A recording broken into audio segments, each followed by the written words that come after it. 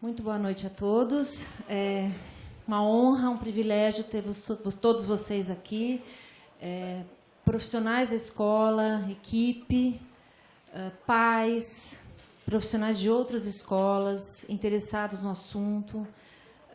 Eu sou professora Valdenice e eu tenho o privilégio de ser a diretora-geral do colégio. E, rapidamente, eu vou contar um pouquinho da nossa história, porque, enfim, nós somos so proud, nós somos muito orgulhosos, né, de estar nessa escola e de tentar fazer um trabalho que nos enche de orgulho.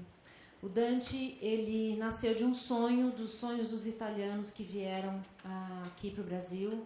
Alguns ajudaram na industrialização do estado de São Paulo, especificamente da cidade, e queriam que a cultura italiana continuasse aqui nas terras tupiniquins. E criaram, a partir desse sonho, em 1911, o Colégio Dante Alighieri. Então, hoje nós somos uma instituição educacional num país que é novo, uma instituição educacional de 108 anos, e, nesse momento, eu, junto com uma equipe maravilhosa, parte dela está aqui, a gente continua nessa luta diária, nesse desafio constante, que é fazer com que a educação seja, talvez, o único caminho para nos tornarmos cada vez mais humanos. E, nesse ano, a gente tem muito a comemorar, especialmente porque este sonho que nós estamos mantendo desde 1911, essa chama, ela está sendo coroada com o programa de educação socioemocional, que para a gente era um desejo, uma necessidade, e hoje é quase que emocionante poder estar aqui com vocês, com o Dr. Brian, para celebrar mais essa etapa desse programa que também nos enche de orgulho.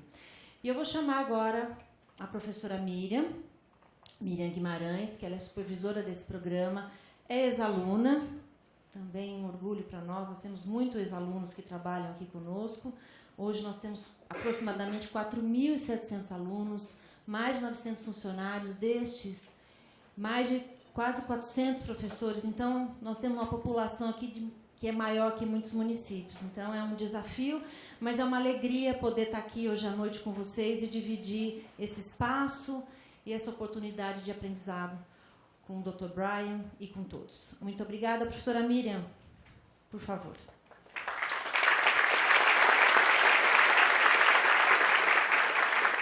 Boa noite a todos. Eu vou falar pouco, só dizer que esse, para mim, hoje é um momento de celebração importante, porque eu estou realizando um sonho que começou há 15 anos. Quando a SEC foi fundada, eu percebi, eu aprendi a importância da educação socioemocional e a diferença que isso ia fazer no mundo. E, neste ano, nós conseguimos trazer para cá alguns programas. A escola já tinha esse olhar e ela veio crescendo, olhando para a importância da educação socioemocional. E, conversando com a professora Anice, a ideia de sediar esse evento é tentar colocar agora o colégio, o Dante, como uma escola que seja um farol para que outras escolas também possam olhar para isso com toda a seriedade e com toda a importância que a educação socioemocional tem. Então, para mim, especialmente, que já atuei na SEC e hoje ainda colaboro, é um momento especial por ter sido uma conquista de 15 anos. Então, eu quero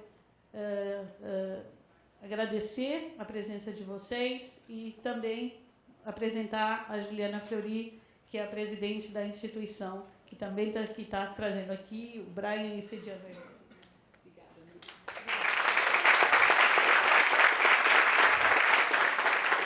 Bom, gente, eu estou muito feliz e muito emocionada de estar aqui. Eu lidero a SEC desde 2018, ela foi fundada em 2004. Vocês estão vendo ali, são 15 anos, falando de saúde emocional e promovendo cidadania plena, ações educacionais, mas sempre focadas na saúde mental, na saúde emocional e social das crianças.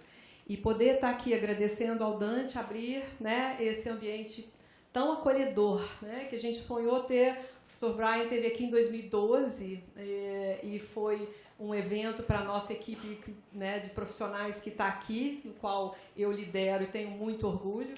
orgulho de todos vocês, meninas. Agradeço a presença de todas as autoridades, né, pessoas da secretaria, acho que alguém do Ministério da Saúde. Hoje a gente, né, está tendo essa demanda aqui do nosso tripé, que é educação, saúde e assistência social, porque hoje os problemas são tão complexos, né, e estamos juntos na busca das soluções. E nada seria possível se não fosse o Dante e não fosse especificamente a parceria para nos apoiar. Nós somos uma organização sem fins, né, econômicos, uma OSC, que seria o apoio do Facebook, que está sensível a essa causa, né, convido a Dani, então, para poder falar um pouco do que é a questão da promoção da saúde diante do mundo online e offline que a gente hoje está vivendo. Tá? Muito obrigada pela presença, espero que todos aproveitem, e é um prazer estar aqui. Obrigada. Muito obrigada, Juliana. Oi, boa noite a todos. Eu sou a Daniele. Eu trabalho na equipe de segurança online do Facebook. O que meu time faz especificamente é pensar como proteger as pessoas na nossa plataforma e promover o bem-estar delas especificamente.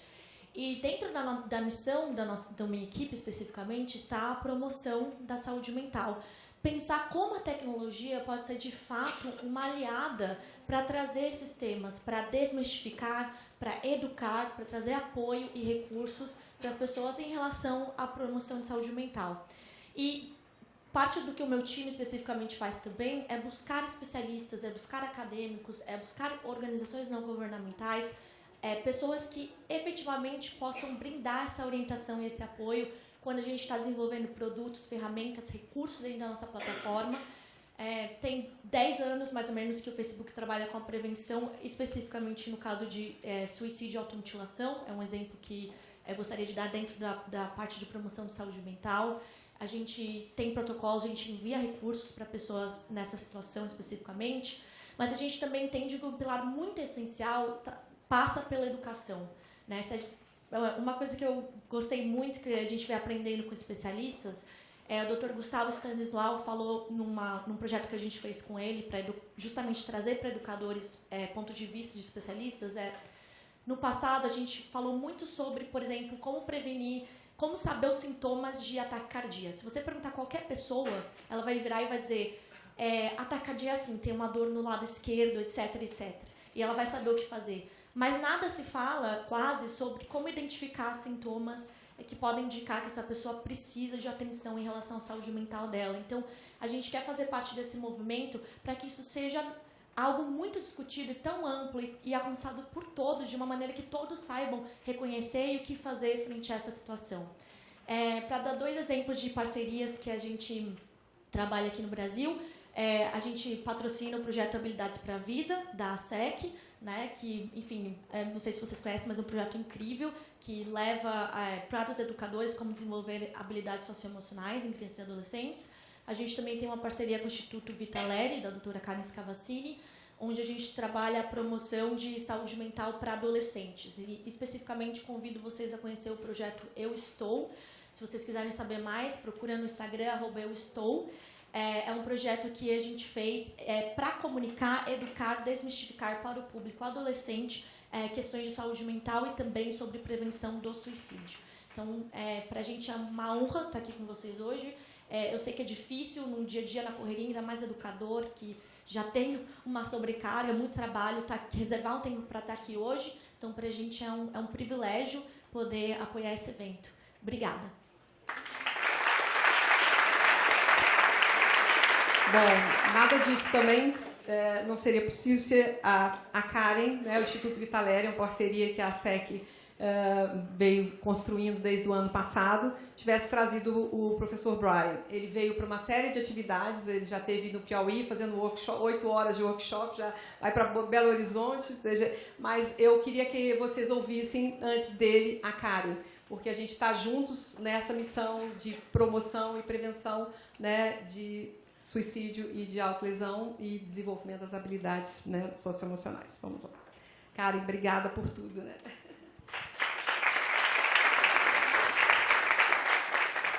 Bom, primeiramente, sejam todos bem-vindos. É uma honra poder estar aqui hoje. Agradeço ter esse espaço aberto para que a gente possa falar um pouquinho mais de habilidade socioemocional, e também promoção de saúde mental, porque não também um pouquinho de prevenção do suicídio. Minha fala vai ser rápida, só uma introdução ao que o Brian vai falar, mas eu queria trazer um pouco para vocês a questão da saúde mental do professor.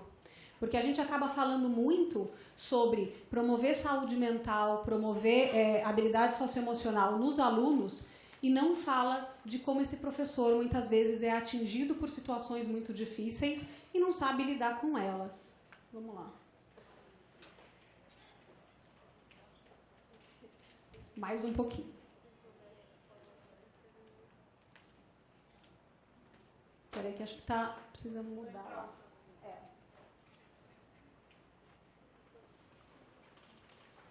Bom, enquanto vai colocando a apresentação, daqui a pouco a gente vê a apresentação, mas eu queria começar apresentando um pouquinho do Instituto Vitaleri rapidamente para vocês. Então, nós somos um instituto que nós fundamos em 2013, com a ideia de trabalhar tudo que fosse referente a isso.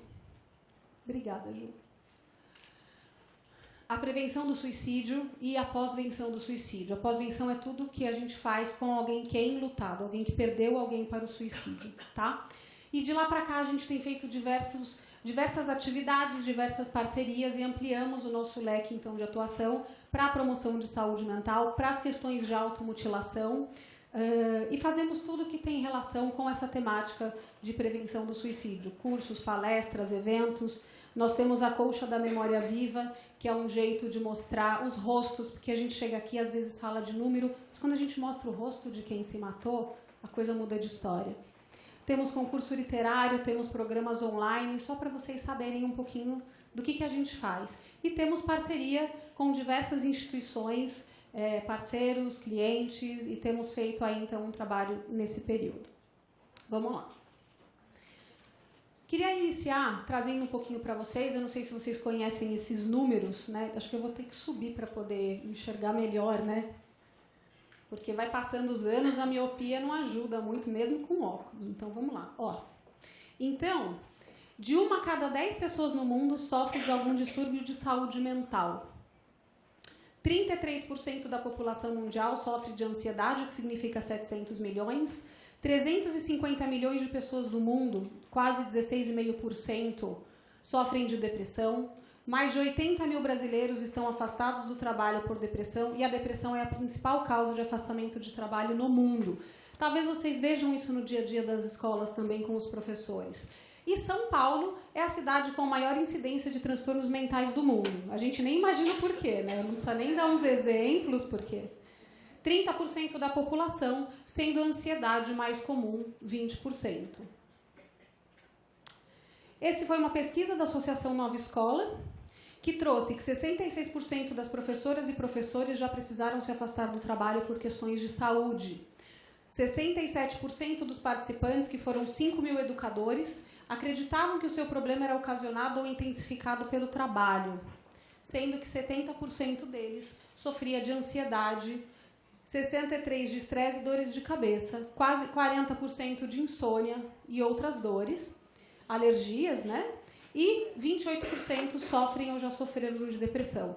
Ou seja, quando a gente começa a falar que esse professor precisa ensinar esse aluno a ver o que ele sente, a ter um autocuidado, será que ele está conseguindo fazer isso com ele também? Esse é um dado da Secretaria de Educação que mostra o quanto que os professores saíram de licença. Olha, 50 mil professores em São Paulo no ano de 2016. Não vim falar de suicídio, mas só para a gente poder colocar isso para reflexão. Então, a gente tem hoje 800 mil suicídios por ano no mundo, o que significa um suicídio a cada 40 segundos e uma tentativa a cada 3. Porque para cada suicídio completo, a gente vai ter de 10 a 20 vezes mais tentativas nesse período. No Brasil, a gente tem uma média de 12 mil suicídios por ano, que significa um suicídio a cada 45 minutos. E é a nossa 4ª maior causa de morte entre pessoas de 15 a 29 anos e a 2ª maior causa no mundo. Os homens vai ser a 3ª, as mulheres a 8ª, porque os homens se matam mais que as mulheres. E aí, pensando um pouco, quais seriam as reflexões, o que pode estar acontecendo com a saúde mental desses professores? E olhando diversas pesquisas, e aí depois vocês podem falar se isso também é a realidade que vocês vivem, a gente vê que em muitos casos eles estão passando por sentimento de solidão e menor-valia. Falta reconhecimento e respeito da profissão, principalmente quando a gente está falando muitas vezes de escolas públicas, vocês devem ver isso nos noticiários. Salas superlotadas. Hoje tem uma demanda muito grande dos pais e também dos alunos que antes não tinha, né? Então, tudo que foi delegado como papel da escola, excesso de horas de trabalho, questões de infraestrutura, como local, ter uma equipe que apoia, ter uma equipe de educação socioemocional, por exemplo, que ajude, a remuneração. Em alguns casos, a gente pega professores com o que a gente chama de fadiga da compaixão, que significa que eles estão lidando com jovens que têm uma carência tão grande de tantas coisas que eles acabam, pela compaixão que eles sentem por esses alunos, entrando no que a gente chama dessa fadiga. E muito do que a gente vê são afastamentos por exaustão e sentimento de incapacidade e não por falta de identificação com a profissão. Ou seja, eles começam a dar aula e daqui a pouco eles começam a se sentir incapazes de fazer aquele aluno estudar por N fatores e aprender também. Outras questões que eu gostaria de só abrir para a gente pensar é a questão da psicofobia, que é o preconceito que as pessoas têm com relação aos transtornos mentais. Então, a gente escuta muito falar que aquele professor se afastou por depressão, mas isso é frescura, não é verdade, foi o jeito que ele fez para não precisar vir dar aula. E como as pessoas não têm ainda um acolhimento com as pessoas que passam por transtornos mentais. E hoje, nesses últimos tempos, a questão da exposição na internet e do assédio moral, quer dizer, alunos filmando, postando e ameaçando muitas vezes professores. Eu também acredito que vocês já devem ter visto casos assim. E junto com tudo isso, vem ainda para cima desse professor a Momo, a baleia azul. Aposto que todos vocês também escutaram sobre isso. Uma quantidade maior de alunos com transtornos mentais dentro da sala de aula, alunos com automutilação e os professores muito preocupados o que eles podem fazer. E aí, junto com isso, agora, né, a notificação compulsória dentro da lei que foi aprovada, do Plano Nacional de Prevenção do Suicídio, que coloca que é a obrigação da escola notificar casos de automutilação, tentativas de suicídio, e isso vai ser levado ao Conselho Tutelar, o que está sendo também um debate muito grande entre as escolas e os professores, como isso vai acontecer.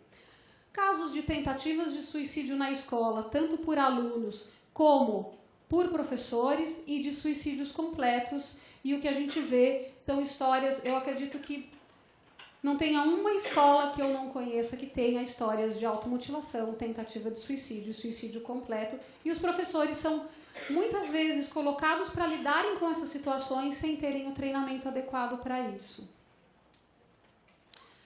Mas eu queria contar para vocês que na semana que vem vai sair aí pelo CVV uma série de vídeos para ajudar esses professores a lidarem com essas demandas. Então, os professores vão poder fazer o download. Vamos lá.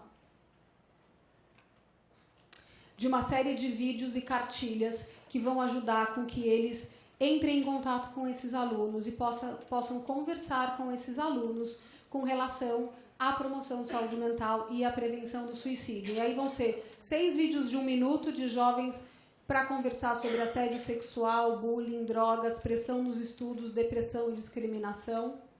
6 vídeos e uma apostila com entrevistas para pais e educadores sobre o papel da família, o papel da escola, como a gente pode quebrar tabu, que situações que podem levar alguém a pensar em se matar e o que a gente pode fazer ou não fazer, e uma série de vídeos tratando de como a gente pode facilitar grupos de apoio a pessoas enlutadas pelo suicídio. Então, isso, a partir do dia 27 da semana que vem, vai estar disponível gratuitamente no site do CVV. E, além disso, a Dani citou o programa Eu Estou, a campanha Eu Estou, que já atingiu aí mais de 5 milhões de jovens e que pode ser usada também como uma ferramenta para ajudar a saúde mental dos jovens e a saúde mental dos professores, porque a gente fala disso de uma maneira geral e aqui é só uma palhinha do que tem lá. A gente precisa falar sobre suicídio. Deixa o tabu de lado e o preconceito pra fora e vamos com a gente falar de prevenção e ajudar quem precisa. Vamos nessa? Porque eu estou ajudando. Eu estou ajudando. Bom, vou continuar rapidinho. E aí, que caminhos, então, que a gente pode ter a partir disso que eu falei? Vários caminhos. O desenvolvimento socioemocional, e aqui eu estou pensando do professor, tá? Como que a gente pode fazer o desenvolvimento socioemocional do professor, ensinar técnicas de comunicação não violenta, e isso ser algo aplicado na sala de aula, a promoção de saúde mental dentro da escola, a construção de redes de apoio entre professores, ajudando professores, e aí a gente pode usar muito da tecnologia para ajudar nisso. O desenvolvimento pedagógico, com sensibilização de diretoria e coordenação, com novas formas de ensinar esses alunos que hoje aprendem de uma forma diferente, reciclar o conhecimento, ter o apoio de uma equipe pedagógica. Poxa, Karen, o que isso tem a ver com saúde mental? Tem tudo a ver, porque se ele consegue trabalhar num lugar melhor, a saúde mental dele também vai estar melhor. O desenvolvimento da sociedade para rever o papel do professor, que hoje a gente sabe que acho que 10 ou 15% das pessoas pensam em ser professores quando são questionadas, as pessoas não querem mais entrar nessa profissão. E a inclusão dos outros responsáveis, como pais, dentro de toda essa seara de cuidado. E o desenvolvimento de novas tecnologias para que melhore a comunicação e a forma de ensinar e a forma de aprender. Então, olha só, a gente tem um monte de caminho e o professor Brian vai trazer isso aqui para a gente agora. Muito obrigada.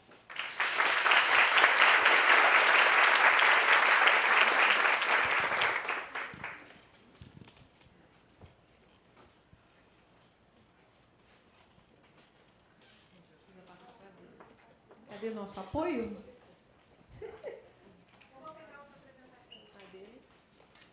Bom, Brian, would you like to speak here or you go? I think I'll go up there.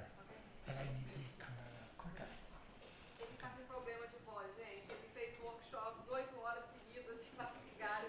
Eu espero que ele consiga entrar no microfone e com a gravação. Bom, o professor Brian Chara é o diretor do diretor do Centro de Pesquisa e Intervenções e desde o final dos anos 90, ele se encontrou com o CVD lá fora, o Friends International Samaritans, que se colocaram o desafio no final dos anos 90. E a pergunta era, a gente vai passar o resto da vida cuidando de adulto em crise ou a gente vai trabalhar para construir uma ferramenta universal baseada em pesquisa para ensinar crianças a lidar com as dificuldades emocionais e aí sim criar adultos felizes e livres da saúde mental. Então, o professor Brian é um pesquisador e ele então agora tem a palavra para ir adiante. E é uma honra para a gente estar aqui novamente, Brian.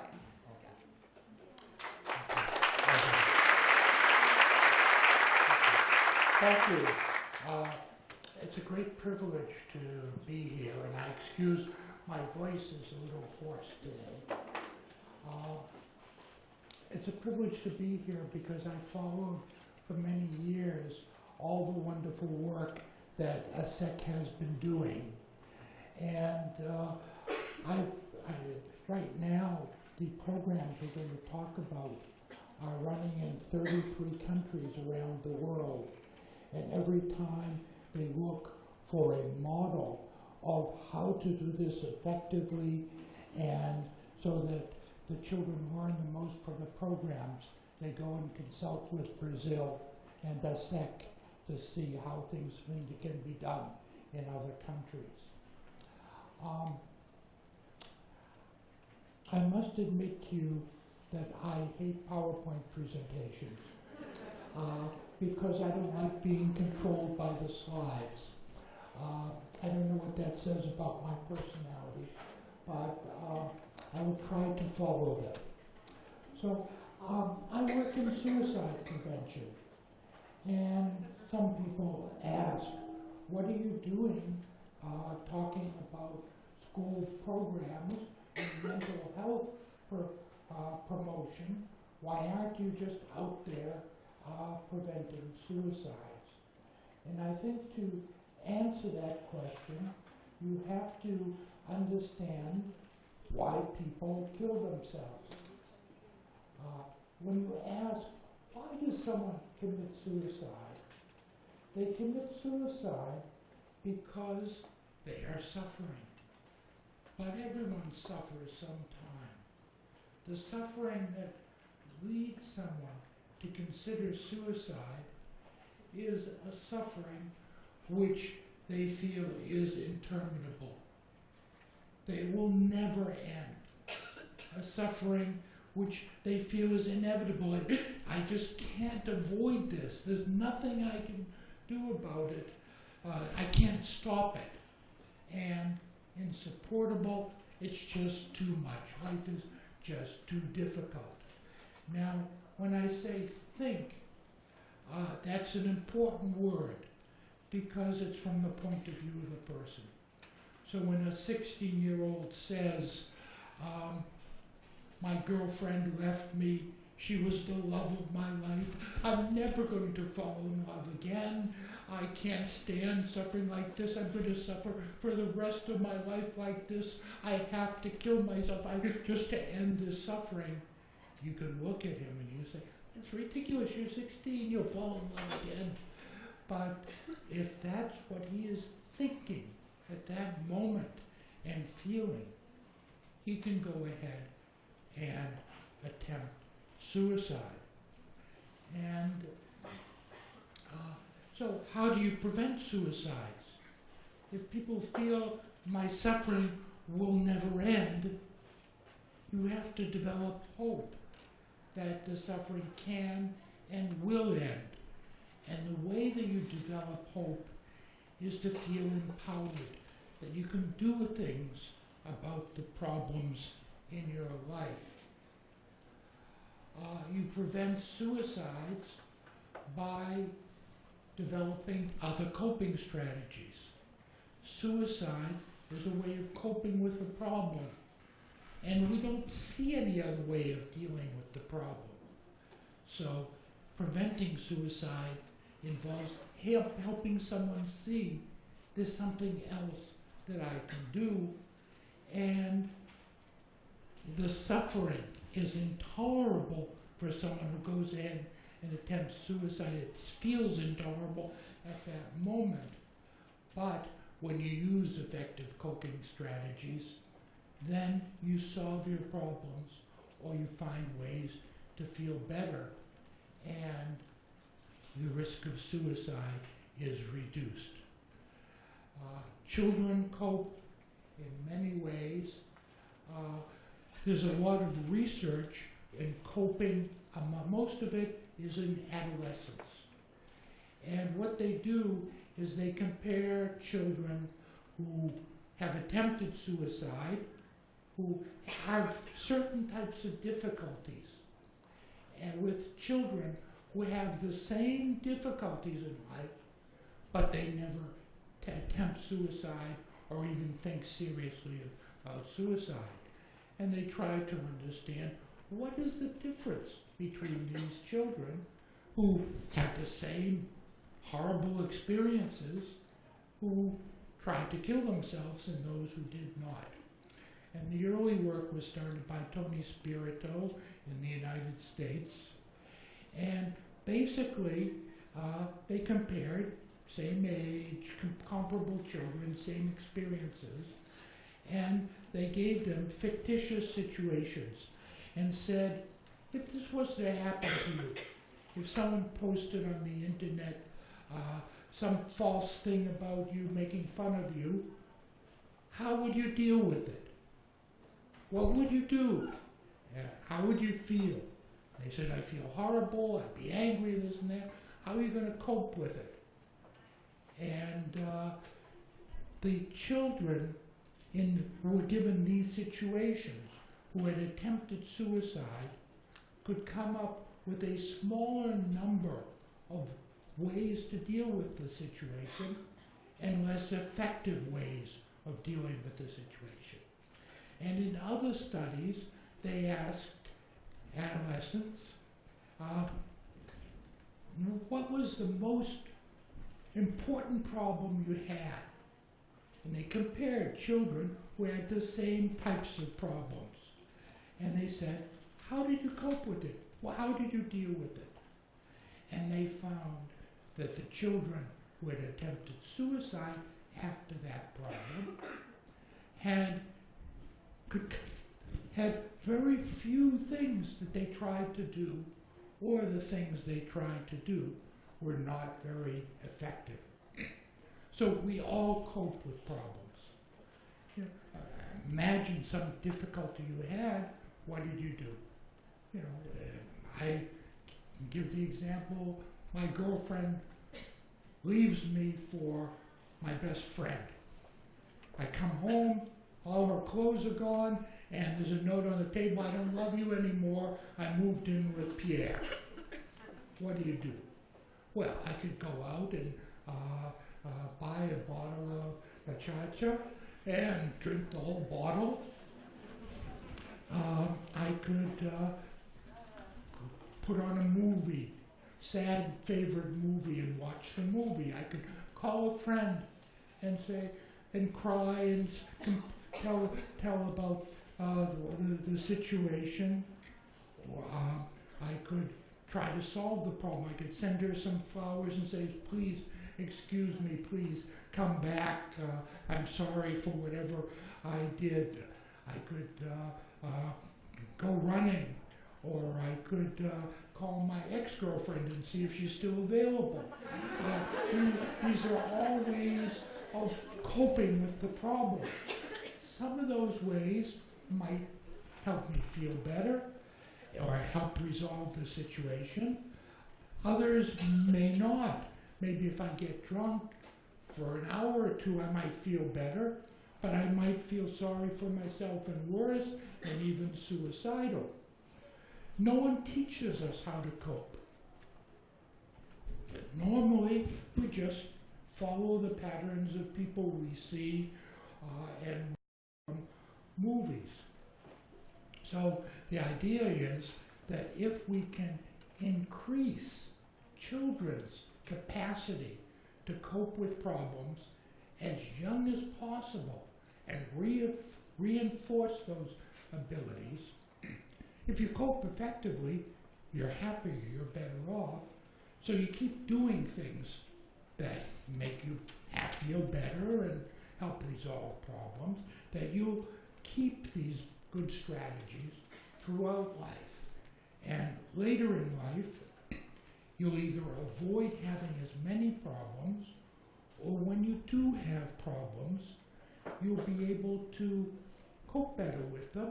And also, among the coping strategies, you'll be able to ask for help and accept help more readily. Now, when someone has a problem, you can try to cure the problem. That's what we call treatment. You can also try to prevent that problems occur.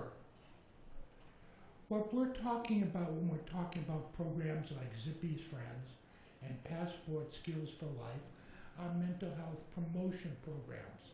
And what promotion programs do, they don't wait until problems occur.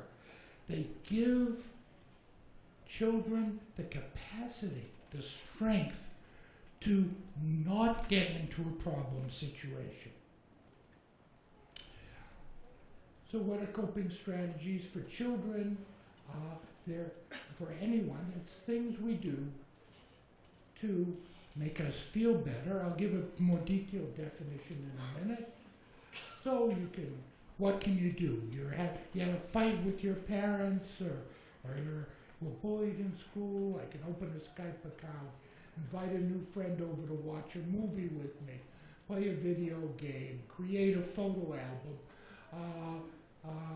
play board games with family, plan a summer trip with friends, write a song about my friend, put something in a notebook, spend time with friends, read a book, There are a lot of things that children can do. Those were all positive things. They can do a lot of negative things too.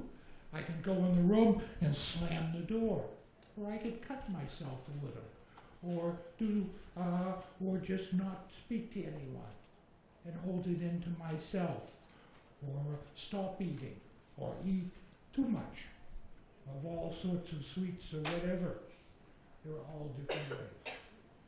So a good coping strategy, it either improves the situation or makes me feel better, or both, without hurting myself or anyone else.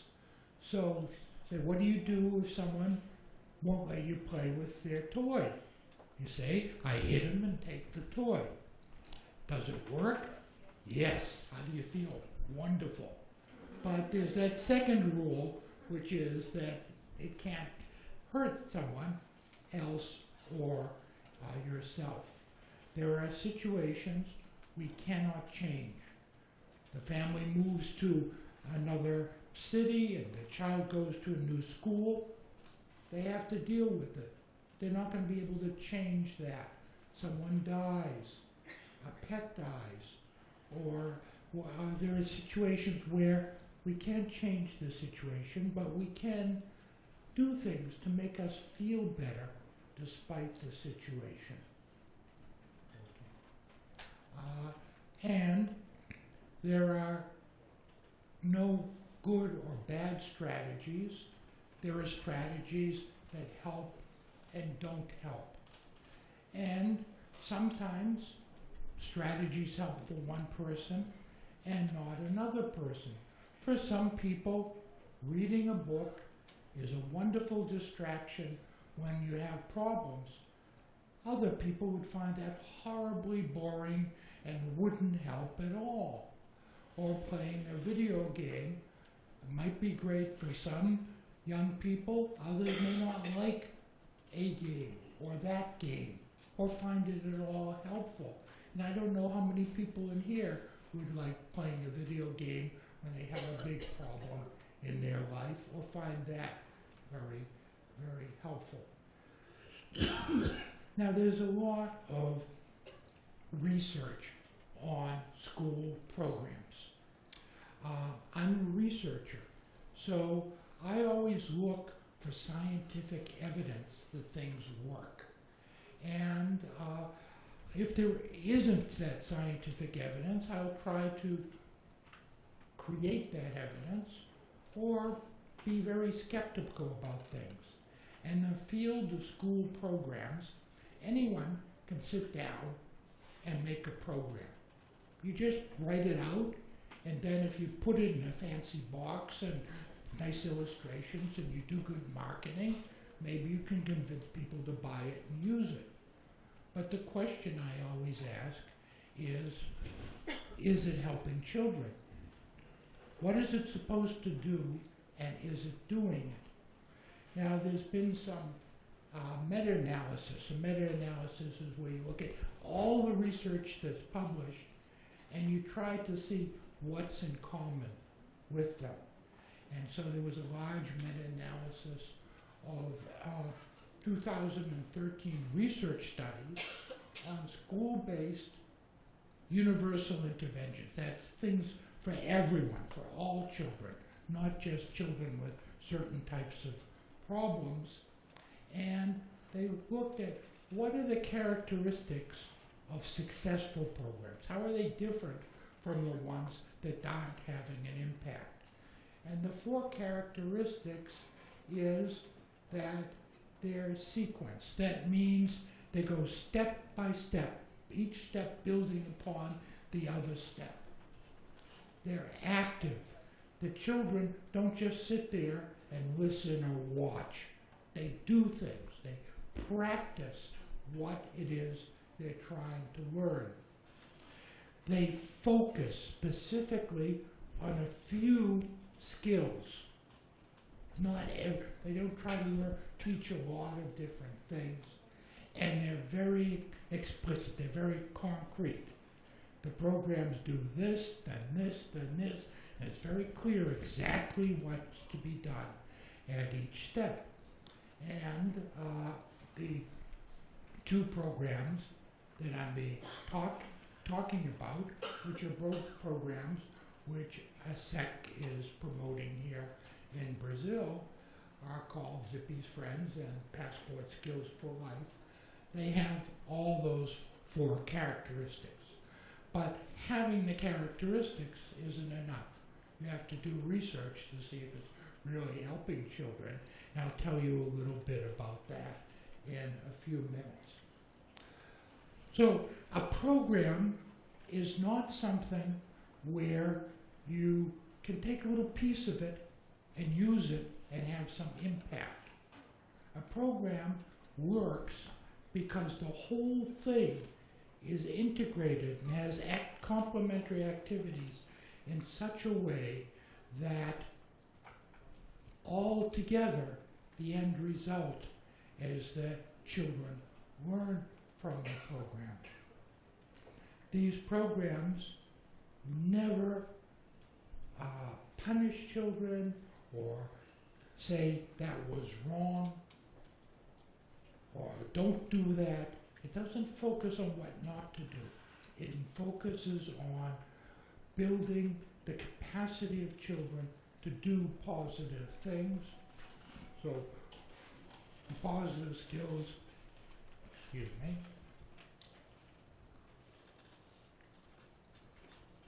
are reinforced, and the children are not taught this is how you cope.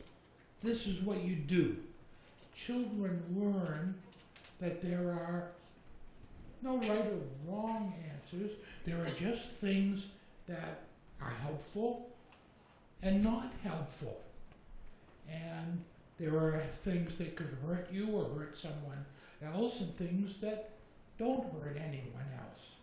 And children learn in both programs to evaluate for themselves, is this going to be helpful? And they might come up with some new ideas which are never mentioned in them by anyone while they're doing the programs later in life, and they'll be able to say, gee, did this help? Did I feel better? Did it improve the situation? We don't teach a set of skills. We teach children to develop and evaluate skills themselves so they'll be able to learn and develop throughout their lives. So we're looking at solutions, and one of the characteristics of the both programs is that there's a lot of repetition and reinforcement of skills. Now sometimes adults, teachers and parents and other grown-ups look at this and say, why is that same thing being repeated in a slightly different way over and over? Children are going to get bored by this. Well, you don't understand what it's like to be a child, because for children, repetition is wonderful. How many times did you have to read that same storybook to your son or daughter before they go to sleep at night? You're getting so tired of hearing it, and you know it word by word, but they want to hear it every single night. This is a characteristic of children. The repetition is not a problem. It reinforces learning, and it's essential. Children practice their skills in role plays and games and exercises in different situations so that it becomes part of what they know and how they can automatically deal with things. And they learn from each other. They learn that it's not just up to me to figure out what to do. Other people might have suggestions and might be helpful. And I can decide whether I'm going to use those suggestions or not. And children help each other. There's no competition. No one ever wins or gets more. There's no points for being the best coping person in the school. Everyone learns to help each other, and children evaluate themselves. Does this help? Is this something I can use or do?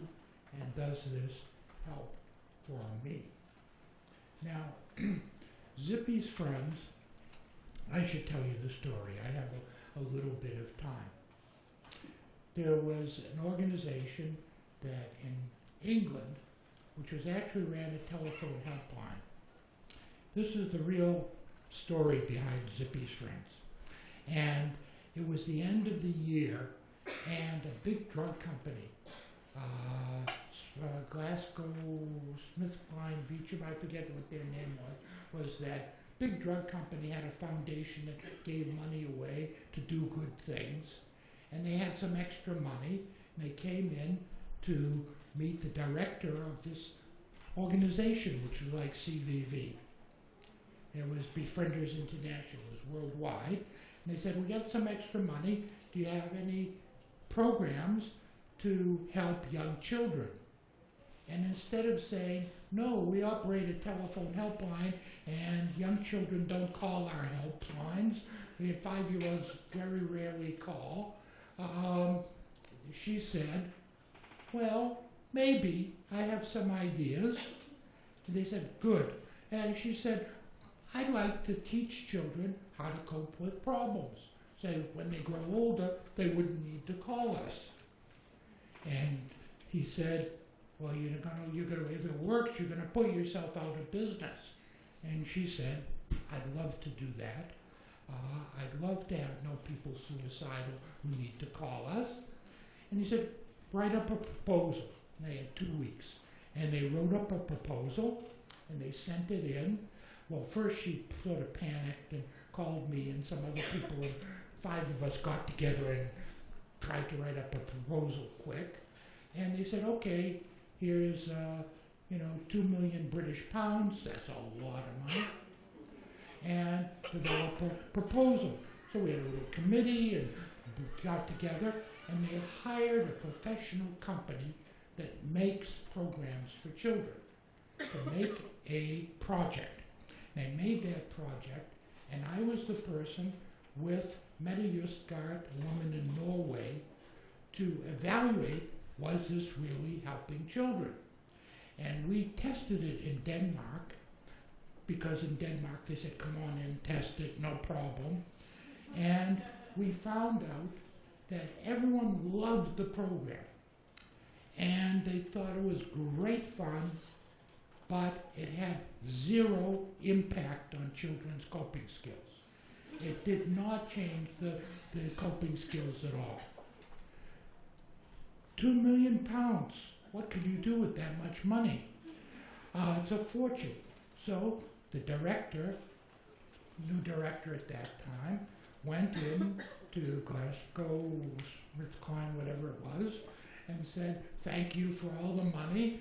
I'm sorry, it didn't work. Here's the report. And as he was going to get up and go out the door, the person said, this is incredible. And he said, yeah, I know it's incredible. We wasted all that money. And he said, no, this is the first time we've ever given out any money that when it wasn't working, someone has been really honest with us. They usually try to hide it and pretend that it did some good. If we give you some more money, can you fix it? And he said, well, we will try. So they gave him more money, and I got involved and some other people, and we redid the program. And we tested it over and over to make sure that it was focused on coping skills, and everything worked. And then we tested it again in Denmark and in Lithuania, because we wanted to test it in a country where there was not, how can I put this politely? The teachers did not have any training concerning coping skills and emotional learning. They just learned how to teach how to read, how to write, and things like that. They never had heard the word feeling in their training. So we tested it. We had a control group which didn't have the program. We tested in all different age groups because we wanted to see how young you could start. And we had wonderful results. I'll share some of them with you a little later, and that became the program which is now Zippy's Friends. So, Partnership for Children, which is a non-profit organization in England, distributes the program around the world, and it's now running in 33 countries, and 1.6 million children have participated in Zippy's Friends. I don't know what the figure for Brazil is to date. Do you have a number? 300,000 of those 1.6 million are in Brazil. Yeah. Okay. So what is Zippy's Friends? Okay. 1.8 million. I'm sorry, I'm a little behind. It keeps going up every month, you know. So it's for young children. It was made for children 6 or 7. Some places the children are a little older, sometimes even 5. But it's usually a little young. And it's 24 sessions in the school, and the teachers have to be trained. The teachers are specially trained to do the program. There's stories about Zippy's and his friends. There's activities and discussions and drawings and role plays, and that's Zippy. Isn't he beautiful? Zippy is a stick insect, which in some parts of the world are a pet. And Zippy is all over the world. When Zippy went into India, they said, those are the insects that eat all our crops. They're bad, they're bad, they're bad. You can't have a stick insect as a hero in a children's story, because we hate them. Well, the children love Zippy in India. It works around the world. Zippy has a different name in Arabic because the word Zippy means something very rude in Arabic, but other than that, it's Zippy's Friends. And it's stories about different characters. There are illustrations to the stories. There are 6 modules. The first involves recognizing and being able to name feelings. Because to learn whether or not you're feeling better or not, you have to recognize how you're feeling. And a lot of people feel things, and they don't say, gee, I'm feeling angry, or I'm feeling upset or anxious. So the children learn how to recognize and name some feelings. And then the next thing you need to do is be able to communicate, to say what you want to say, and tell others, you know, I'm feeling upset today, or I need help, or whatever it is. So there's things on communications. Making and breaking relationships, you know, someone experiencing, a friend doesn't want to play with them anymore, resolving conflicts, dealing with change and loss, and unfortunately, I'm really giving away the end, not the end, but an important part, and I hope you don't get upset, but Zippy does die during the series, the stories. It's very sad. They get a hamster afterwards, and there's another program about the hamster, Apple's friend. There's an illustration there of the burial of Zippy in the little box. And there's even a visit to a graveyard, which interestingly enough, in every country in the world, when the teachers are trained, they hear that and they say, okay, I'll do everything, but I'm not going to do that. I can't talk about death with children. We don't realize that all the fears about talking about death are grown-up fears. Children will play with ants and kill them and are very curious about death. But they don't have usually Bad feelings, they're very easy to talk about it. So the teachers are very much afraid often of doing this. And in the training, we try to tell them that this is a great session. And one of the things we say, which is absolutely true, this is the session which is always rated as the one that teachers think was the best session they had, though it was the one they were the most afraid to do before they started. And then, and then there's a sort of summary talking about all the ways of coping that were learned. So there's a lot of evaluations since 2002 of Zippy's Friends, and the evaluations are good ones, because when you do an evaluation, you don't want to know just did it change something in children, because children change anyway. Between age 5 and 6, or 6 and 7, a year later, children are going to develop skills, even if you do nothing. So you always need to compare the changes in the children who took the program with a group of similar children who don't have the program, in order to make sure that the changes you're observing aren't just what happens when children grow up, or mature from one year to another. So there's 6 or 7 of the evaluations.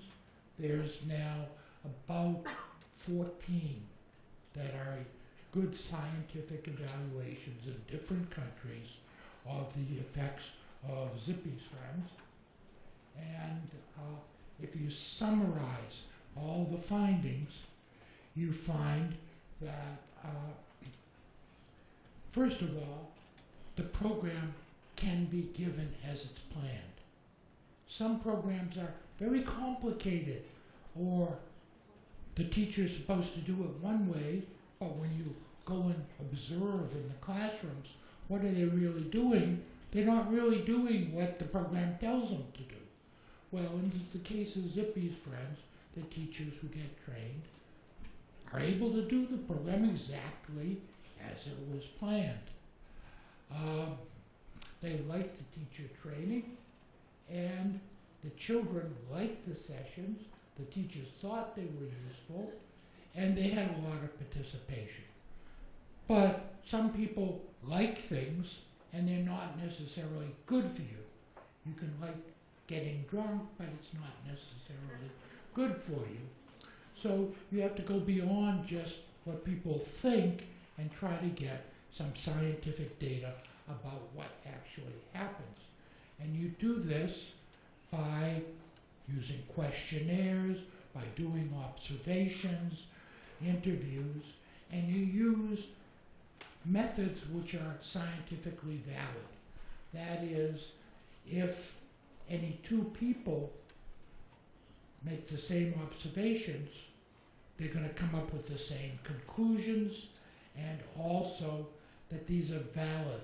That if you have a questionnaire about how did you cope, if children copes well, if a child has many coping skills on the questionnaire in real life, if you do observe how he copes, he also has many coping skills. So there's a lot of studies now. And basically, they find that there are improvements after Zippy's Friends in cooperation, self-control, assertion, and empathy. And there are more positive coping strategies are used. There's more what's called emotional literacy. It's the ability to recognize how you feel and recognize how other people feel. The climate in the classroom, the things that disturb the teachers so they have difficulty teaching, improves. Negative strategies, things that aren't so helpful, like biting your fingernails as a way of coping, or screaming decrease, and there's less bullying in the school, and improved school performance as well. So it can help you teach and learn and help children learn. And there are fewer problem behaviors, though this is not a focus of the program. Okay. Passport Skills for Life is a new program that we created in Canada, and now Partnership for Children is distributing it throughout the rest of the world except for the United States and Canada, which we handle out of Montreal, Quebec, Canada, where I come from. Now, the Public Health Agency of Canada, which was a government organization, put out a call for proposals. They said, we're looking for projects that will teach children some skills, mental health skills. And we put in a proposal to develop a program for older children. And they funded it with a pilot project, and it was successful, and they funded a survey showing that this type of program is needed, and it showed that it was needed. And then they gave us a large amount of money to create a program. And we started with nothing, a blank sheet of paper, and we decided we wanted to have a program with the same goals as Zippy's Friends, but for older children. And we did this, and I don't think I have slides on this, I might be wrong, but we first got a bunch of teachers and educators, and we brainstormed. We came up with ideas for activities. And we tested all these activities during the summer in summer camps. And then we made a whole program. And then we tested the program in all different schools. And we had a control group with no program, and we evaluated it. And after every activity, we observed how many children participated. The children rated whether they liked it. The teachers said, was this easy to do? Was it effective? We looked at the effects on the children.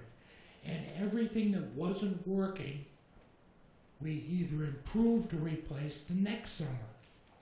And then we had another version of the program which we tested with the control groups and evaluations before and after. And we even followed up the children a year later to see if anything they learned was still there. And after that program, there were very few changes to be made. We made those last changes, and that's the program that exists in Brazil today. And that's one of our main heroes. That's Eli. I don't know what he's called in Brazilian. What's his name? Eli. Who is a wonderful dragon. And it's from around 9 to 11, but in Brazil it's been adapted for older children, and it's very easy. Older children love it. And instead of pictures and stories that the teacher reads, they have comic books. And about Eli and his friends, Olya, who is the name of my granddaughter, and who meet this dragon and other characters who have different types of problems, and they try to help them solve their problems. And so it's 17 sessions because the teacher said we can't have 24, it has to be less. And we listened, conducted by teachers, and there's a bunch of activities, and there's a game, and this program, like Zippy's Friends, there are activities for parents. There are things that the parents can do at home. One of the problems having things for parents is that very often the parents don't need it, do it, and the parents, they could really use it because they have troubles at home, they don't do it. So you can't rely on everyone doing the parent activity. but you can try to invite them in to do it. And there's actually an invitation to come and participate in the parent meeting, and it's ready to go. That is, the teachers get a box, all the materials there, they just start, they pull it out, it's ready, it says do this, that. In English we say turnkey. I understand there's no Brazilian word for that, but it means everything's all set and prepared in advance. It's like a home you can just move into. You don't have to go get anything to put in it.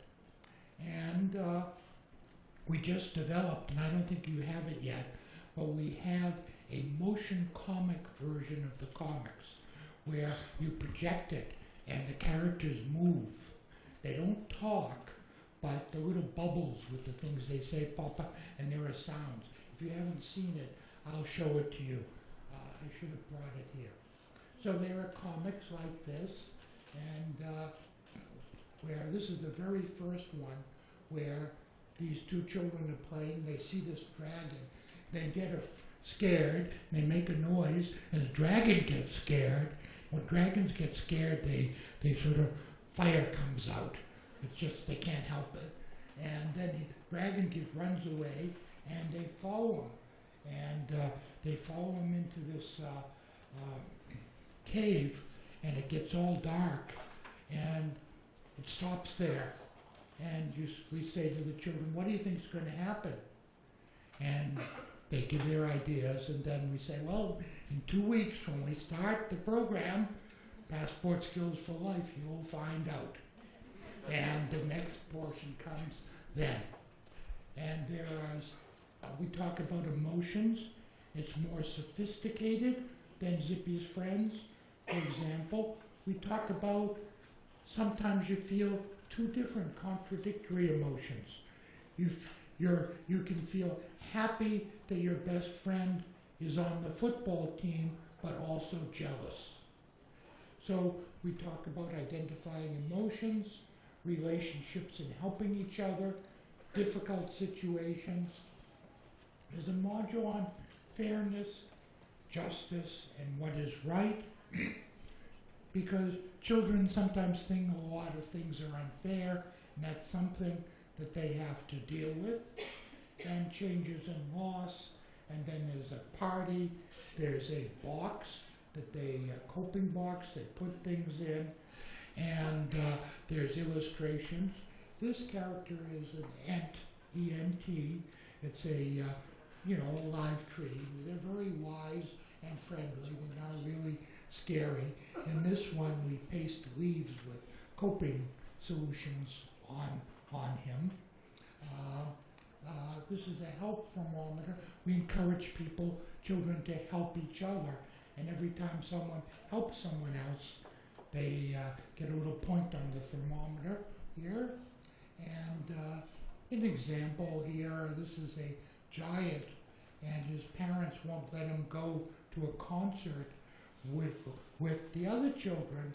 And the dragon, Eli, and Mito and Olga, the humans say they don't understand it. He's a giant, bigger than everyone. But his parents say, you can't go, you're too young, can't go without an adult. And he's at the end saying, my parents are unfair. And the children offer to help him deal with that. And this is a big board game. And when children come up with coping strategies, they move along the game. And the pictures are of all the different characters in the comics. We're going to make them in color, but it costs more, and the children like to color in the comics. So, and there is home activities for parents and a parent workshop. So we did a randomized controlled trial where we had children assigned, schools assigned. You have to do it by school so that children don't learn about the program. We had classrooms assigned to have the program or not the program, and we assessed everyone before, at the end of the program, and 1 year later. And children loved the program. particularly the comics, they like the activities where they move. They don't just sit there, they get up. Everyone runs to the picture of the feelings that they're feeling. They love that sort of thing. And being able to express feelings freely without judgment. The parents love the home activities, and they said they help them understand better their children and help the children cope better with problems. In terms of perceived effects, what people thought. And I'm always a little skeptical about this, but it's still important that people think well of things. The teachers felt that the children dealt better with conflicts. They learned coping strategies for themselves personally. They developed a better and closer relationship with their children.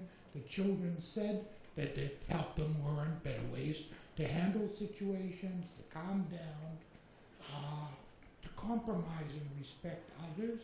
They learned to ask adults for help and to write about feelings and tell adults how they feel. Passport is called Passport because they have a little passport they write in. And their emotional awareness increased using a very common assessment. So children were better able to recognize how they felt and others felt. And of course, coping skills, because it was so important, we measured it in 4 different ways. And we found that there were increases in how they said they would cope in hypothetical situations, and what they, how they said they coped with the most important problem they recently had, and the ways they coped and how useful it was in one of the measures, Kid Cope, and the other one, there were changes in the right direction, but not statistically significant. Not everything works, but generally we can conclude that those things change. And another thing which wasn't expected was that things related to academic performance improved. Things like finishing classroom work on time, listening to instructions, ignoring distractions, those things increased. So it also had an impact on the ability of children to learn in other subject matter in the classrooms.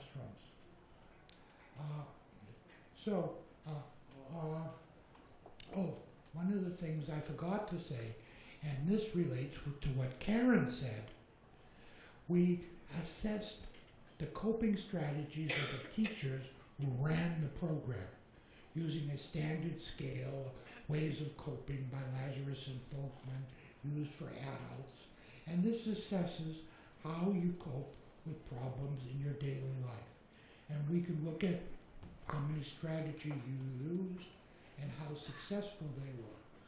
And we found that after teaching the program, the teachers reported that they used more and more effective coping strategies in their personal life at home and with others from running the program. So this could have a very important impact on teachers as well. You almost always find differences between boys and girls. Whenever you study anything in children, this is a rare exception. We found as much change in boys as in girls, which is rare.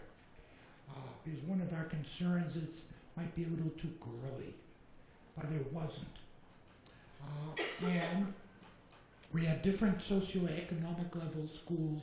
There was no difference in the level of impact. And that's all I have to say for right now. I can have someone who's translating, and I can hear your translation, a translation. So if you have some questions, comments, criticisms, or anything, I will do my best to respond to them. And I think you need to give the person a microphone Eu so the vou abrir translators. aqui para perguntas e a gente tentar organizar.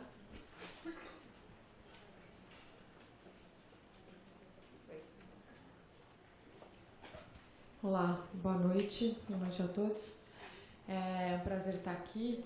Eu sou a Lilian Furquinha, sou vice-diretora da FGV, da Escola de Economia, que é parceira aqui com a SEC e com a Karen. A minha pergunta é a seguinte: você falou bastante do impacto nas crianças, nos adolescentes. A gente tem encontrado muitos dos diagnósticos de ansiedade nos jovens que chegam à universidade, né? Então, como universidade, a gente está aplicando alguns desses programas que já deram certo com crianças. A minha pergunta é: o senhor tem conhecimento de novos trabalhos com esses mesmos efeitos para alunos de graduação, né, na universidade, que poderiam ser melhorados, ampliados, para que a gente possa fazer um trabalho ainda mais completo em relação ao que já se oferece aí no programa que vocês estão falando? Obrigada. Yeah. I do not personally know of any programs that teach coping specifically to older students. However, the idea behind this is to start as early as possible. And the hypothesis is that if young children learn, when they go to university, they'll still be able to evaluate their coping and so forth. There is a longitudinal study going on in Denmark now, where they've been following children for about 5 years so far. They're going to continue to follow them as long as they can. In Lithuania, the person who ran the first program in Lithuania, which was one of the first countries the program was tested in, and the first country in the world to have the Minister of Education require Zippy's Friends for all children. And she went back to the children who were in the very, very first program. They were 6, 7 years old, and she went back to them and she found almost all of them at age 20. It was about 20. And she asked them, do you remember Zippy's Friends? And almost all of them remembered it. And she said, well, what was it about? And they remembered what it was about. And she said, well, do you think it had any impact on your life? And she did these interviews in the home or the dormitory room at the university, if they were at university. And I forget what the number was, but 1/3 or half, they pulled out some of the things they did for Zippy's Friends and say, I still keep them. I still remember these stories and the things I learned from that.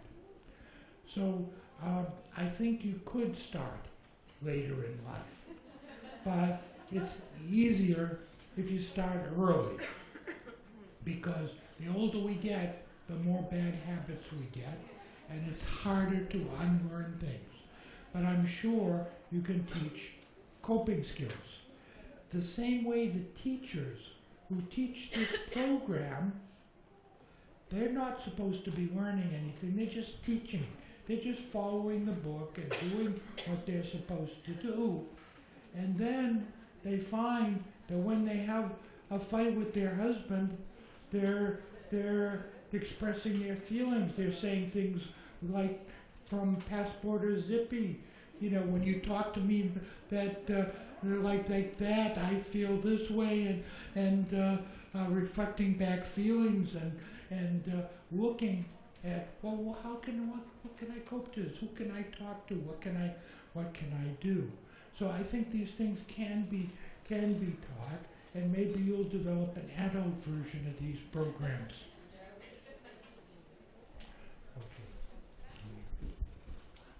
Obrigada.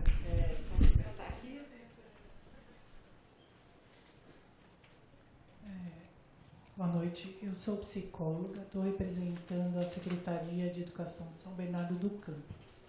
E aí eu fiquei pensando como, a minha pergunta é mais prática, mas como ter acesso ao programa, como a gente acessa, não sei se é através da associação aqui no Brasil, como que faria então esse treinamento dos professores, quem faria, etc. May I? You, please. May I? You need to Não, answer. eu não.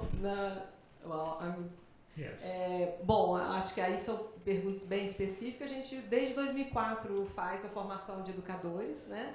A SEC não tem nenhuma postura proativa de marketing, muito começando nas redes sociais, mas a gente tem o nosso site, que também está aí sempre em construção, e a gente pode, né, conversar, a gente faz a formação desde 2004. A SEC desenvolveu uma metodologia, cada país acolhe os programas e desenvolve suas próprias metodologias. A nossa metodologia, desde 2013, foi validada pelo MEC como promotora de saúde emocional através dos programas e, né, contempla a questão dos direitos humanos, né, e a gente está à disposição para conversar esses detalhes, tá bom? A hora que quiser.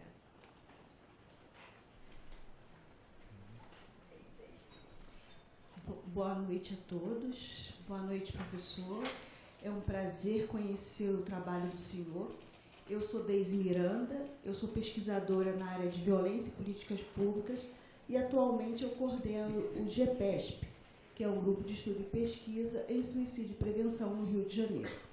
Eu estou hoje aqui porque eu já conheço o trabalho, acompanho através da ASEC, né, e há 2 anos que eu venho desenvolvendo um estudo em áreas pobres, violentas, para entender o impacto da violência na saúde emocional. E a minha pergunta é muito mais voltada à questão da pesquisa que o senhor e sua equipe têm desenvolvido, sabendo se esses programas, como que essa população mais pobre, nos países em que esse programa vem sendo desenvolvido, como que ele tem impactado, se vocês já consideraram a dimensão da violência, porque eu acabei de fechar uma pesquisa na área da Baixada Fluminense, do Rio de Janeiro, que é uma área pobre, altamente violenta, nas maiores taxas de homicídios do país, e que nós encontramos também alta incidência de automutilação, tentativa de suicídio e ideação suicida. E um dos resultados foi que crianças que tiveram contato com os algozes, ou seja, com os assassinos de seus familiares, e que tiveram experiência de violência física e emocional, elas apresentavam também em seus relatos as tentativas e a automutilação. Como era um estudo piloto, nós não tínhamos como fazer nenhum tipo de inferência de modo confiável para dizer que há uma forte correlação entre essas duas variáveis. Então, a minha pergunta é, os senhores já fizeram em algum desses países algum tipo de estudo que tenha levado em consideração a relação entre violência e como que essa violência impacta na saúde emocional dessas crianças que receberam esse programa? Mais uma vez, parabenizo o senhor e a toda a sua equipe por esse belo trabalho e é uma honra poder estar aqui para aprender com o senhor. Muito obrigada. Okay.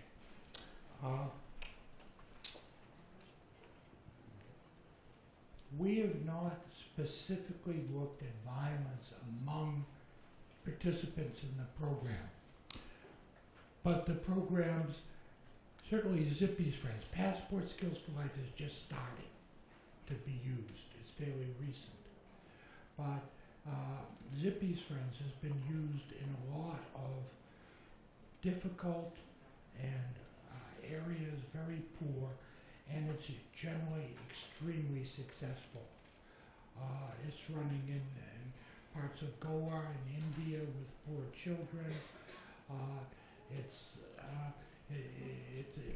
works very well with children who come from difficult environments. Generally, though, there is a lot of research on the association between violence, both being a witness to violence and a victim of violence, and its association with suicide and self-mutilation. Freud was wrong. I said this recently in another workshop. Freud said that you can express your aggressivity externally with violence or aggressive behaviors, or to yourself. And the idea was if you were violent, you wouldn't be suicidal. You'd express it to others. But all the research shows that the more violence there is in the society, the more suicide there is in suicidal behaviors, that at the very personal level, people who are victims of violence are more at risk of suicide, and people who are perpetrators who do violent things to others are at risk of suicide. And this has been established in, I don't know how many studies, but there's a lot, no matter how you look at it. So decreasing violence usually, not usually, it almost always decreases suicides. So I would encourage the use of this in all communities. So far, we have not seen any communities where the program, when it's been implemented, has not been successful with children, providing the children actually show up at school and participate in the programs. Do you want to add something? Contribuir só minutinho nesse assunto, é o seguinte. Desde que nós iniciamos no Brasil, em 2004, a gente teve a parceria com o Instituto de Psicologia da USP, as crianças que viviam nas escolas ao redor de Heliópolis naquela época, uma das coisas testadas, a gente nunca teve esses recursos maravilhosos para poder fazer uma avaliação efetiva, né, no Brasil, mas a gente desenvolveu toda uma metodologia desde 2009, a gente acompanha as nossas crianças e adolescentes e os nossos professores, identificando a mudança deles. Foram mais de 8.000, cento e poucas cidades no Brasil, né, que atuam. A gente identificou, ou seja, que todas as crianças que participam, ou seja, e desde o piloto, as crianças que moravam em áreas de alta vulnerabilidade, o desenvolver esse lidar com, né, o que eu posso fazer para me sentir melhor, se eu não posso mudar o contexto. A Dani acabou de me lembrar de uma situação que é isso, sim, várias vezes a gente ouve o professor, ou seja, tem um tiroteio na comunidade e as crianças já buscam alguma coisa para fazer melhor. Um dia ela falou: professora, tem um biscoito, vamos nos esconder aqui, vamos comer um biscoito, porque a gente não pode mudar, mas, né, algo que eu possa se sentir melhor. Então, lidar com essas questões em alta vulnerabilidade, dos 30 países, né, tem vários estudos de caso que a gente compartilha a cada 2, 3 anos na Inglaterra. A gente se reúne sempre em Oxford para poder trocar boas práticas, e isso é recorrente. Tem realidades iguais às nossas, de comunidades absolutamente, né, como é também, né, crianças pobres na Índia e em todos os lugares, né. Então, eu acho que isso é válido, né, e estar nesse contexto, melhorar a situação e impedir que elas cheguem a esse contexto, né, de automutilação e suicídio, é todo um investimento de longo prazo, né? Mas eu estava perguntando em relação das experiências que já tinham se desenvolvido nesses países que ele apresentou. Aonde hoje tem pesquisa, basicamente são países de ricos, né, que tem recursos e não tem esse contexto. A gente tem sim outros contextos, por exemplo, na Holanda, eu me lembro que eles tinham numa classe, uma sala de aula, 23 nacionalidades, diferentes religiões. Não é o mesmo contexto da violência nossa, mas é uma questão bem crítica. Boa noite. Na cidade do Rio de Janeiro, com o programa Escolas da Manhã, acho que valeria a pena. Exatamente. A Unesco, eu participei, fui pesquisadora. Foi o programa que teve é o segundo programa de projetos de maior impacto dentro da cidade do Rio de Janeiro, nas 155 escolas de alta vulnerabilidade. Acho que a professora Deise, existe um relatório de avaliação que foi feito pela Unesco e Secretaria de Educação. Exatamente. Vocês têm um case aqui no Brasil, que depois pode compartilhar com o professor, que é a cidade That do Rio de your Janeiro. Esse translator relatório está can't dentro da hear Unesco it. e She tem has uma no publicação. microphone, so I don't hear it. No site da Unesco tem as melhores práticas, né, do programa, os resultados, e a SEC está lá na publicação. Se chama Revista. Só porque ele não estava ouvindo, porque você falou baixo. Então, repete aí, Dulce, desculpa. Professor, a SEC Brasil tem um case de alto impacto na cidade do Rio de Janeiro. Foi um programa, o programa Amigos do ZIP participou de um programa de 155 escolas, que eram as piores escolas da cidade do Rio de Janeiro, que estavam em áreas de alta vulnerabilidade, baixo índice de DH, baixa frequência, baixa performance acadêmica. Foi criado alguns critérios para eleger essas escolas na rede. Foi há exatamente 10, 12 anos atrás que começou esse projeto. Ele durou cerca de 7 anos na cidade do Rio de Janeiro. Não sei se a professora Deise acompanhou, na época da professora Cláudia Conchin, que era secretária de Educação. Foram 2 períodos de gestão na cidade do Rio de Janeiro. Existe um relatório da Unesco e que a gente fez a avaliação, foi pesquisadora na área de avaliação, a gente fez uma avaliação de progresso, que foi pensar nesse período quais os projetos que tiveram impacto nos resultados, né? Aqui tem a Paola, que participou, né, desse projeto, é uma colaboradora lá na cidade do Rio de Janeiro, e a gente fez pesquisas, grupos focais, entrevistas, pesquisas de percepção com alunos, professores, diretores e pais e as famílias dessas escolas. E toda a transformação, e um dos depoimentos assim, de mais frequência, tanto para os alunos quanto para os professores, para as diretoras de escola, da forma que o programa apoiava a desaceleração que esses alunos tinham quando chegavam após uma noite inteira de tiroteio nas comunidades do Rio, e ter a possibilidade de desenvolver atividade, desde uma atividade de respiração, de abrir uma roda de conversa, né, de colocar os sentimentos, as sensações. Então, Brasil, a gente já tem esse relatório da avaliação, está dentro da Unesco, não foi divulgada a avaliação. Aí a gente, né, tem como articular isso junto à Unesco. E existe uma publicação no site da Unesco, se chama Revista Experiência, que conta os 18 cases de maior sucesso nas práticas desse programa. Então, e a SEC está lá, dentro dos projetos, com prática exitosa. Eu acho que vale a pena vocês conhecerem. Obrigada, Dulce. Volta aqui. A pergunta para... boa noite. Na verdade, não é uma pergunta, que eu quero fazer um comentário. Meu nome é Carolina, sou professora da rede pública aqui de São Paulo, sou formada, fiz a formação do Amigos do ZIP, aplico há 4 ou 5 anos na escola, numa comunidade que atende, numa escola que atende 3 comunidades perigosas, e o resultado é absolutamente incrível. Não só com relação aos alunos, mas também com relação aos professores. O Amigo do ZIP, ele te dá instrumentos, te dá ferramentas para conseguir lidar melhor com a situação e você conseguir se resguardar emocionalmente e conseguir atender melhor o aluno. Então, na verdade, eu vim aqui porque eu queria mesmo conhecer esse profissional, porque ele deu para nós, dessa escola, ele proporcionou, na verdade, uma mudança incrível em todo mundo da escola. A SEC também nos apoiou muito quando tivemos a perda de um colega, né? Esteve sempre disponível a ajudar no que fosse necessário. Então, essa é um programa que eu sinto muito pelo governo de São Paulo esse ano não ter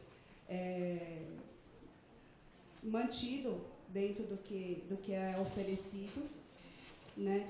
E que eu recomendo para todas as escolas particulares, públicas, porque proporciona uma mudança gigantesca nos profissionais e nos alunos. Você não só como profissional, mas como pessoa também. Essa história de que a professora brigava com o marido ou qualquer coisa do tipo, quantas vezes, na realidade, a gente não se vê em situações em que a gente tem vontade de explodir. Mas depois que você passa pela formação, você percebe que existem ferramentas, existem outras possibilidades e realmente é fantástico. Eu tenho colegas que tiveram depressão e que, ao participar da formação do Amigos do Zip, conseguiram mudar o foco, mudar a forma e se desenvolver de uma forma muito mais saudável na vida também.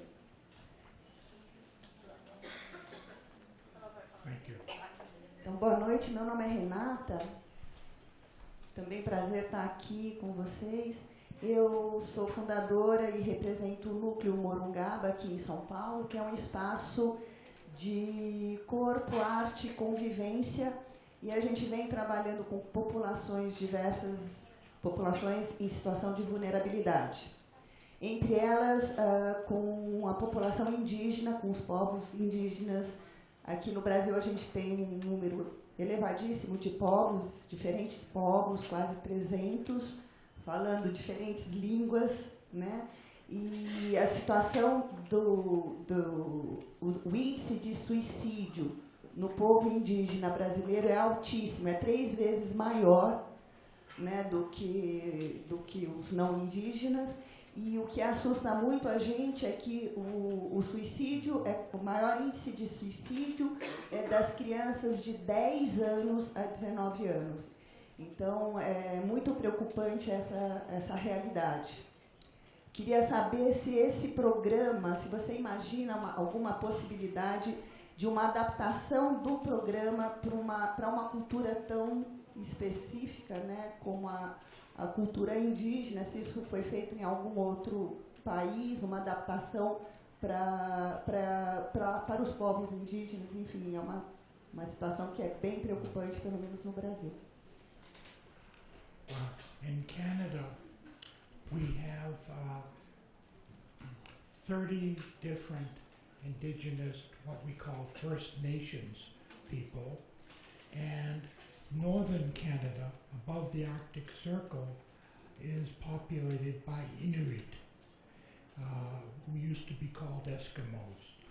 And the indigenous suicide rates are up to 30 times higher in Canada as well. We've been using Zippy's Friends for years in several First Nations communities with great success. In fact, in those communities, the parents have participated more than in any of the other communities across the country. One of the values of programs like Zippy's Friends and Passport Skills for Life is they don't tell any children what they're supposed to do or not do.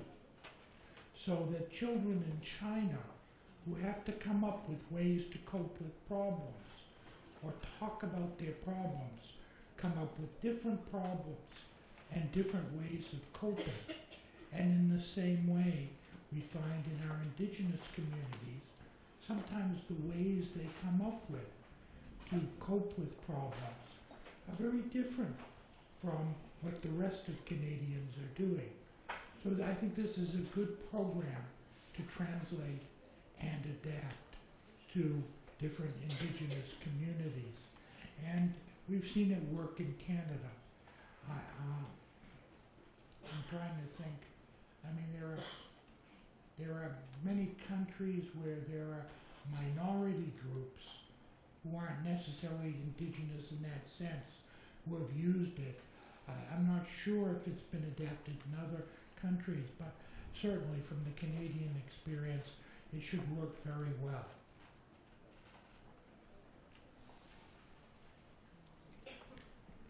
Uma pergunta?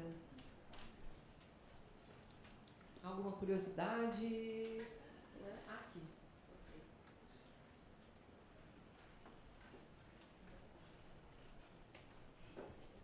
Boa noite, meu nome é Carla, eu sou psicóloga e sou professora também na Prefeitura do município de São Paulo. E a pergunta é em relação à aplicação, né, disso, se existe a quantidade mínima e máxima do número de crianças por turma para se fazer ao mesmo tempo.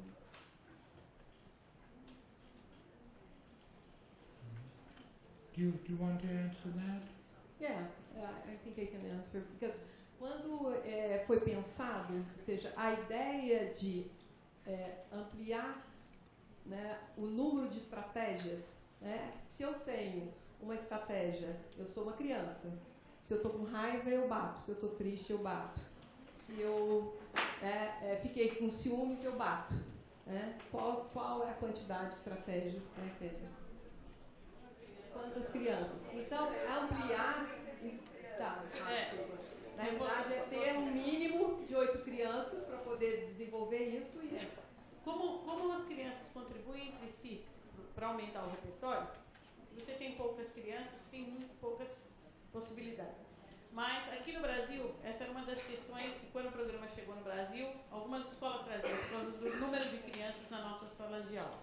E os professores veem que é tranquilo, também aqui o repertório delas aumenta. E a questão que eles têm que administrar é exatamente aquilo que eles administram no dia a dia, a quantidade de crianças em sala. Mas para o programa é eficiente. O tempo, muitas vezes, de espaço de fala para as crianças, você tem 12 crianças, muitas vezes você faz, né, a atividade, a dinâmica de cada módulo, cada aula, num tempo. Se você tem 35, 40, isso pode, mas é tudo adaptado. Eu acho que se podemos encerrar, sem mais alguma curiosidade, eu queria finalizar agradecendo a todos vocês e vou dar a palavra para o Brian, então, terminar. Tá? Thank you, Brian. Okay. Well, thank you.